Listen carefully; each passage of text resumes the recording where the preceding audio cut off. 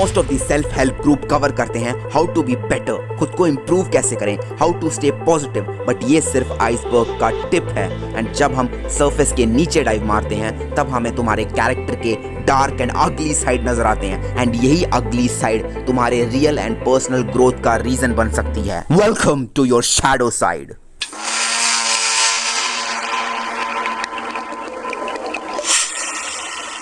अब मैं तुम्हें वॉर्न करना चाहता हूं, अगले कुछ मिनटों में तुम्हारे ब्रेन के कुछ ऐसे पार्ट एक्सपोज होने वाले हैं जो तुम प्रिटेंड करते हो कि एग्जिस्ट ही नहीं करते, बिकॉज वो इविल है, ट्विस्टेड है एंड डार्क है। एंड ये साइड देखना डेफिनेटली इतना इजी नहीं है।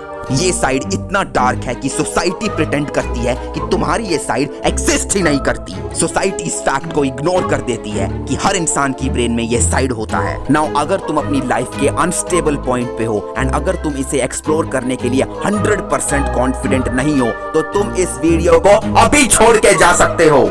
बट अगर तुम अपने ब्रेन के इस पार्ट को एक्सप्लोर करने के लिए रेडी हो, तुम्हारे पर्सनल ग्रोथ का वो एरिया जो मोस्ट पीपल इग्नोर कर देते हैं, देन कीप वॉचिंग। मैं असलियत से पर्दा उठाने वाला हूं उस चीज को यूज करके जो कार्ल युंग ने कहा था, shadow work. Now Carl Jung एक स्विस साइकियाट्रिस्ट था। वो इस फिनोमेना से फैसिनेटेड था कि अच्छे लोग बुरे काम क्यों करते हैं, ऐसा होता ही क्यों है। वो इस बात को लेके अपने इमेजिनेशन में खो जाता था, एक जगह बैठ के डे ड्रीमिंग करता रहता था, अपने ब्रेन के डिफरेंट एरियाज को एक्सप्लोर करता रहता था, बिकॉज उसकी इमेजिनेशन इतनी एक्टिव थी कि वो अपने अनकॉन्शियस माइंड में झांक सकता था। जिस तरीके से वो अपने ब्रेन के पार्ट्स को एक्सप्लोर कर रहा था, इट्स लाइक एडवेंचरर जंगल को एक्सप्लोर कर रहा हो, अंधेरी गहराइयों से टकराना उस जगह जहां कोई नहीं जाना चाहता था। वो अपने अनकॉन्शियस माइंड को कन्फ्रंट कर रहा था। उसका कहना था कि अगर तुम अपने अनकॉन्शियस को कन्फ्रंट नहीं करोगे तो अनकॉन्शियस माइंड तुम्हारी लाइफ पे रूल करेगा और तुम उसे अपनी किस्मत समझने लगोगे।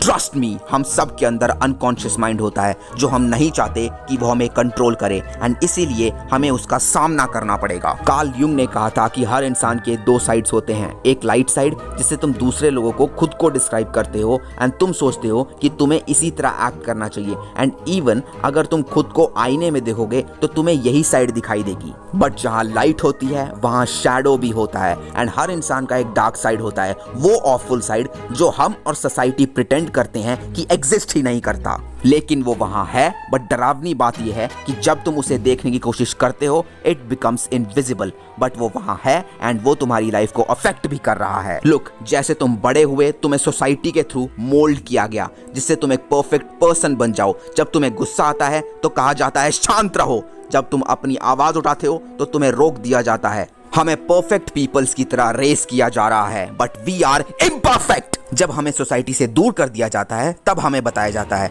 हम अपने उस पार्ट को अपने ब्रेन में रिप्रेस करते हैं एंड देन प्रिटेंड करते हैं कि वो पार्ट एग्जिस्ट ही नहीं करता। हमारे पास ईगोटिस्टिक पार्ट्स हैं, सिक एंड इविल पार्ट्स भी हैं जो हम प्रिटेंड करते हैं कि एग्जिस्ट नहीं करता। एंड जब इन सिम्टम्स को डिनाई कर दिया जाता है तो वो डिसअपियर नहीं होते, वो रिप्रेस हो जाते हैं। इट्स लाइक हम उसे लेके घूम रहे हैं एंड बॉटल में बंद करके रखे हुए हैं। हम उसे अपने शोल्डर में बैग में लेके घूम रहे हैं एंड दिखावा करते हुए उसे घसीटते रहते हैं एंड प्रिटेंड करते हैं कि कुछ एग्जिस्ट नहीं करता। फेस पे एक बकवास सी स्माइल फिट करके हमें इसे पूरे दिन लेके घूमना पड़ता है। तुम अपनी इंस्टाग्राम फीड खोल के देख लो, लोग किस टाइप का मास्क लगा के घूमते रहते हैं। वो प्रिटेंड करते हैं कि वो परफेक्टली हैप्पी एंड मॉरल हैं, बट कोई भी परफेक्टली हैप्पी नहीं है और कोई भी परफेक्टली मॉरल नहीं है। हम लोग ह्यूमन बीइंग्स हैं and we are imperfect. Carl Jung ने इस चीज को पर्सोना कहा है। ये वही लोग हैं जो इसे लेके घूमते रहते हैं एंड इसी तरह के लोग सोचते हैं कि इंसान ऐसे ही होते हैं और ऐसे ही होना चाहिए, लेकिन ऐसा नहीं है। कार्ल युंग ने डिस्कवर किया कि ये रिप्रेशन लीड करता है टू कॉग्निटिव डिसोनेंस, जिसकी वजह से हम एक अनहोल ह्यूमन बीइंग में बदल जाते हैं,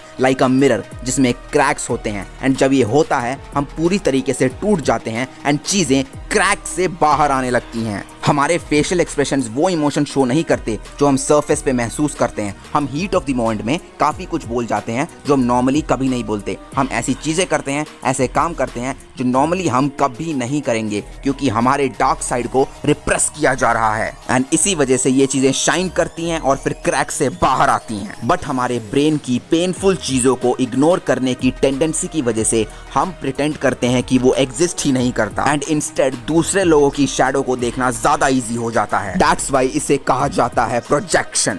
ये सिगमंड फ्रॉइड के वर्क से इमर्ज हुआ है। जब तुम अपनी क्वालिटीज अपने शैडोज में रिप्रेस करते हो तब तुम उसे दूसरे लोगों में फोकस करने लगते हो। पहले तुम रिजेक्ट करते हो, फिर तुम प्रोजेक्ट करते हो, और जो तुमने दूसरे लोगों की शैडोज में नोटिस किया है वो तुमने खुद की शैडो में रिजेक्ट किया है। फॉर एग्जाम्पल, अगर तुम अपनी ग्रीड के डिजायर को रिप्रेस करते हो, जो एक नॉर्मल ह्यूमन की टेंडेंसी होती है, हम सब ग्रीडी होते हैं, तुम उसकी वजह से एंग्री हो जाओगे और तुम दूसरे लोगों की ग्रीड पे फोकस करने लगोगे बिकॉज तुमने खुद की ग्रीड के डिजायर को रिप्रेस किया है। हमें अपने खुद के डार्क साइड को तो कन्फ्रंट करना नहीं है बिकॉज वो डिफिकल्ट है, वो टफ है, एंड इसी की वजह से हम दूसरे लोगों की तरफ फिंगर पॉइंट करने लगते हैं। एंड ऑब्वियसली इसी की वजह से तुम्हारी रिलेशनशिप में मैसिव स्ट्रेस एंड टर्मोइल तुम्हें झेलना पड़ता है। And not just your relationship, तुम्हारे ब्रेन में भी बहुत ज्यादा स्ट्रेस और उथल पुथल मचने लगती है। बट लकीली इस प्रॉब्लम से डील करने का एक तरीका है। हम अपने अनकॉन्शियस माइंड को कॉन्शियस करके अपने डार्क साइड्स को कन्फ्रंट कर सकते हैं, एंड इसे करने का तरीका है शैडो वर्क, जैसे कार्ल युंग ने कहा था। शैडो वर्क पर्सनल ग्रोथ के लिए इनक्रेडिबल अपॉर्चुनिटी है जिससे हम अपने क्रैक्स को हील कर सकते हैं सो दैट हम अपने उस पार्ट को एक्सेप्ट कर सकें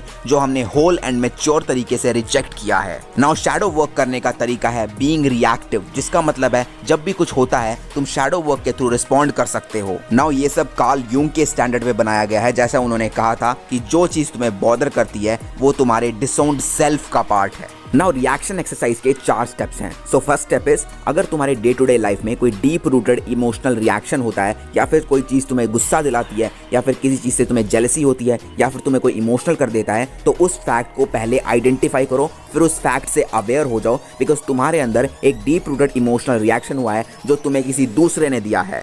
second step is to identify कि उस इंसान का कौन सा पार्ट तुम्हें इमोशनल रिस्पॉन्स दे रहा है, उनका इम्पेशेंस या फिर लैक ऑफ एम्पैथी। तुम्हें ये जानना जरूरी है कि उनका कौन सा पार्ट तुम्हें इमोशनल रिस्पॉन्स दे रहा है। थर्ड स्टेप इज कि इस इमोशन को तुमने अपने शैडो में कहां डिसोन किया है, बिकॉज अगर तुम्हें कोई अनॉयड, डिस्टर्ब या फिर ट्रिगर कर रहा है तो इसके हाई चांसेस हैं कि पास्ट में तुमने इन इमोशंस को डिसओन एंड रिप्रेस किया होगा, एंड नाउ तुम ये प्रिटेंड करने की कोशिश कर रहे हो कि ये सब एग्जिस्ट ही नहीं करता। नाउ थर्ड स्टेप में नोट करना इंपॉर्टेंट है कि इसका कोई सिंपल आंसर नहीं मिलने वाला। तुमने सारा शैडो वर्क कर लिया एंड तुम्हारी सारी डार्क साइड रिवील हो गई, फिर तुम खुद से क्वेश्चन पूछोगे और उसका इमीडिएटली आंसर मिल जाएगा, ये ऐसे नहीं होने वाला। इसमें कंटिन्यूड एफर्ट लगता है, तुम्हें खुद को बार बार एक्सप्लोर करना पड़ेगा, पास्ट मेमोरीज याद करनी पड़ेंगी कि ये चीज मुझे क्यों एंग्री कर रही है, मैंने अपना कौन सा कैरेक्टर रिप्रेस किया है, एंड ओवर टाइम तुम्हें अपने डार्क साइड की बेटर अंडरस्टैंडिंग मिलने लगेगी बिकॉज अपने डार्क साइड को एक्सेप्ट करना ज्यादा बेटर है रादर देन उस डार्क साइड को इग्नोर करना। And this leads to step 4। याद रखो, हम लोग ह्यूमंस हैं,